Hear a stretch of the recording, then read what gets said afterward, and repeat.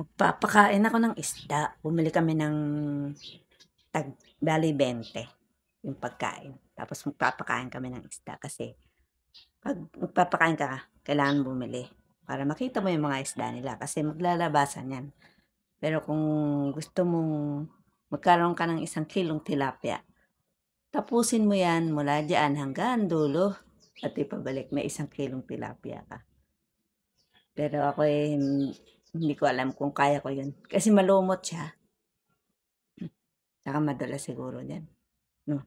Tignan yung lalaki ng isda, oh. Oh, tingnan niyo naman ang gaganda ng isda, 'di ba? 'Pag nagpakain ka ng nagpakain siyempre dudumugin ka ng isda. Oh, karami nila na 'yan. Meron pa nga dun malawak kasi 'yan, oh. Kaya 'pag nagpakain ka ta's lumusong ka, nasa paligid mo lahat 'yan, oh. Diyan, oh, naglalapitan pa sila. Ang lawak na 'yan, oh.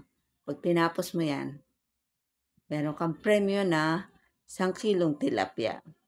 Oh, sino gustong tumapos diyan para magkaroon ng tilapia?